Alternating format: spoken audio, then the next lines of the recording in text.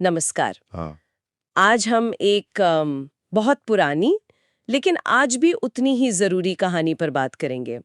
Kine और हाबील की। हमारे पास एक विश्लेषण है, काइन और हाबील, चुनाव का संघर्ष।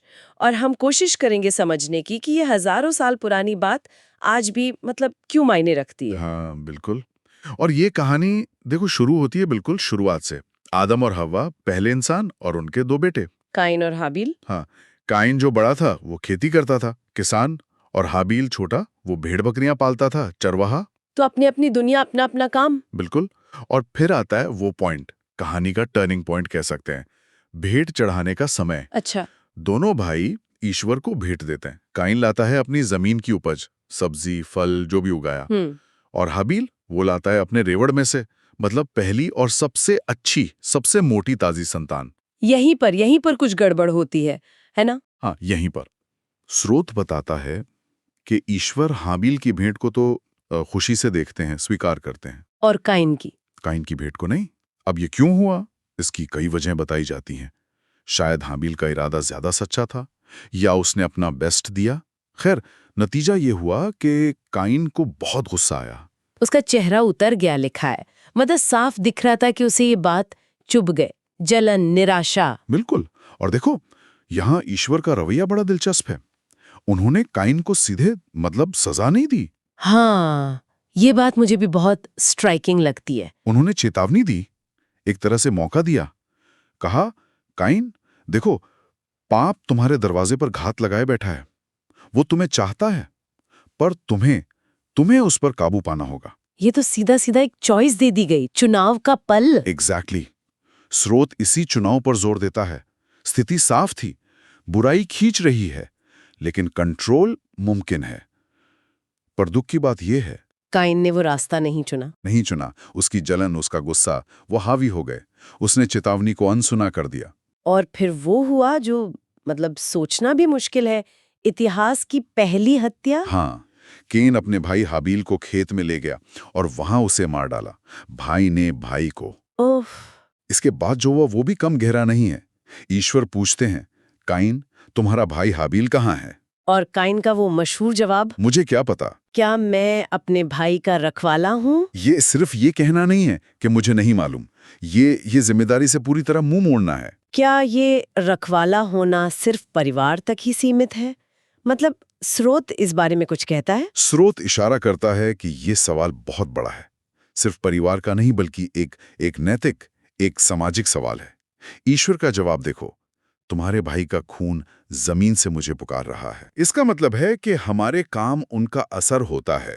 हम एक दूसरे से जुड़े हैं, जवाबदेह हैं। कहानी का इशारा तो यही है कि हाँ, हम हैं एक दूसरे के रखवाले, किसी न किसी तरह। और इसी इनकार की वजह से उसे सजा मिली। हाँ, श्राप मिला कि वो धरती पर भटकेगा, चैन नहीं मिलेगा, जमीन भी उसका साथ नहीं देगी। लेकिन कहानी यहाँ खत्म नहीं होती। एक और पहलू है। कौन सा? ईश्वर ने सजा तो दी, पर उसे मारा नहीं, बल्कि उसकी जान की हिफाजत के लिए एक निशान भी लगा दिया उस पर, कोई उसे मार न डाले।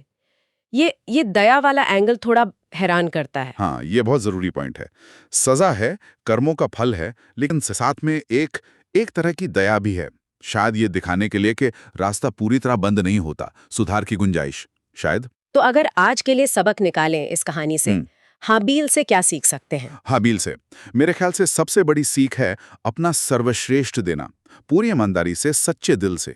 उसने सिर्फ भेड़ नहीं दी, पहली और सबसे उत्तम दी। ये बात आज भी लागू होती है ना? अपने काम में, रिश्तों में। बिल्कुल। क्या हम सिर्फ काम चला रहे हैं या अपना बेस्ट दे रहे हैं, ये सवाल है। और काइन, उसकी कहानी तो एक चेतावनी जैसी है। हाँ, और ये सिर्फ जलन की कहानी नहीं है, ये कहानी है अनियंत्रित गुस्से की, निराशा से ठीक से न निपट पाने की। जब हमें वो नहीं मिलता जो हम चाहते हैं, या जब हमें लगता है कि हमारे साथ नाइंसाफी हुई है, तो हम क्या करते हैं? क्या हम काइन की तरह कड़वाहट और बर्बादी चुनते हैं? या फिर हम उस स्थिति से कुछ सीख कर आगे बढ़ते हैं? दूसरों की कामयाबी से जलना, वो असल में खुद को ही जलाना है। और वो सवाल बार बार दिमाग में आता है, क्या मैं अपने भाई का रखवाला हूं? आज इसका क्या मतलब है? आज इसका मतलब है, मुझे लगता है, सामाजिक जिम्मेदारी। क्या हम अपने आसपास जो हो रहा है उसके प्रति आंखें मूंद लेते हैं, या हम महसूस करते हैं कि हमारी भी कोई भूमिका है? या हम भी काइन की तरह कह देते हैं, भाई मेरा क्या लेना देना। हाँ, कहानी हमें याद दिलाती है कि हम सब जुड़े हुए हैं, एक का असर दूसरे पर पड़ता है, तो एक दूसरे का ख्याल रखना ये हमारी जिम्मेदारी बनती है। एक और बात जो आपने कही, ईश्वर ने काइन को जीने दिया, उसे मौका मिला जीने का, भले ही मुश्किल जीवन था पर जीवन था। और ये शायद सबसे बड़ी उम्मीद है इस कहानी में। गलतियां होती हैं, भयानक गलतियां भी, लेकिन अंत नहीं हो जाता। सीखने का, बदलने का, चुनाव करने का मौका शायद हमेशा रहता है। तो कुल मिलाकर काइन और हाबील की कहानी सिर्फ एक पुरानी धार्मिक कथा नहीं है, ये तो जैसे इंसान के अंदर की लड़ाई का आईना है। सही कहा। अच्छाई, बुराई, हमारे चुनाव, हमारी जिम्मेदारियां, सब कुछ इसमें झलकता है। सच्चाई, सेल्फ कंट्रोल, जिम्मेदारी, दया, इन मूल्यों पर सोचने को मजबूर करती है। और आखिर में कहानी हमारे सामने दो रास्ते छोड़ जाती है ना?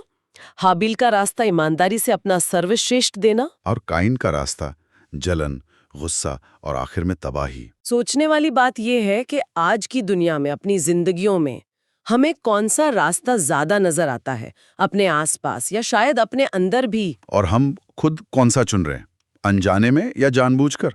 ये सवाल कहानी हमारे लिए छोड़ जाती है।